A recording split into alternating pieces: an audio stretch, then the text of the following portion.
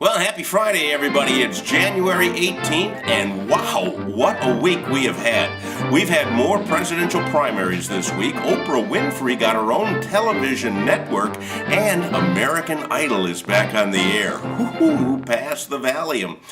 As I was contemplating these three momentous events, it occurred to me that we could save a lot of time if we just combined them all. We'd start off with a television show on the OWN, the Oprah Winfrey Network. It would be called American President.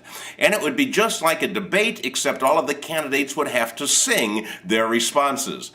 For judges, we'd still have Randy Jackson and Paula Abdul. However, Simon Cowell could not participate. He's not a U.S. citizen. He'd have to be replaced. My suggestion, Carrot Top. Well, if you're a TV producer, give me a call. We'll chat. We'll have lunch. We'll take a meeting. If you're not a TV producer, please enjoy the Friday Funnies. Well, the first story I call, yeah, sure, she's gonna blow.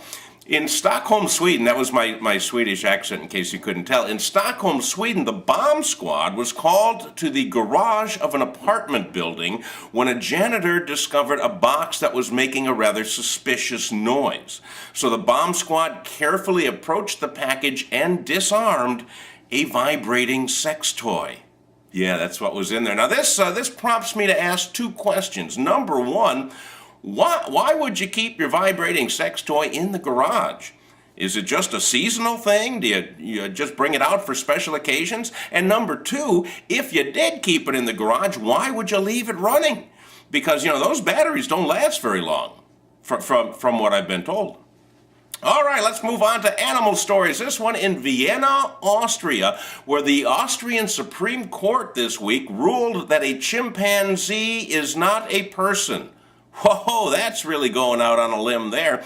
The case revolves around a chimpanzee named Matthew, who was living in a animal sanctuary that had to declare bankruptcy, or an animal refuge that had to declare bankruptcy. So now he's out on the street, and a bunch of his supporters were donating money to Matthew so that he could find another place to live. But the Supreme Court said that under Austrian law, only people can accept private gifts, and Matthew is not a people. So now he'll be out on the street. If you see him, however, on the street corner with his hat in his hand, don't give him any money. He's not a person. He could be a member of the Supreme Court, however. All right, now, this next one comes from a category I call, I'm not making up this story from Wisconsin Department. There must be something in the cheese up there that makes those people just go nuts. And when I say those people, I'm referring to Green Bay Packer fans. And when I say go nuts, I mean they're a couple lures short of a tackle box full, all right?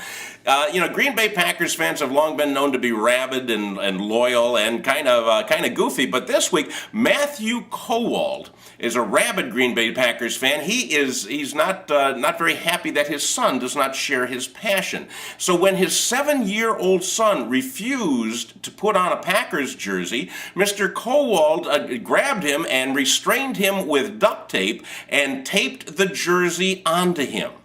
Nice dad. Mr. Kowal will be watching this week's game from his own semi-private cell, which I hope he shares with a large, angry Bears fan.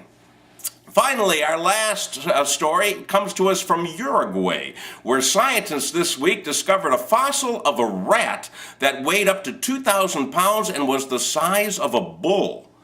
The rat was found in a trap the size of a 2-bedroom house. Actually, those old giant rats back in ancient times, they were used for the sport of rat fighting. And the ratador would come out and try and lure the enormous rat into the trap using a giant block of cheese. When they couldn't find a rat, they used a Green Bay Packers fan. Hey, that's all I have for you this week. Let me leave you with this words. A politician is like a cross between a bulldog and a shih tzu. It's a bullshit zoo. Have a good week. We'll see you next Friday.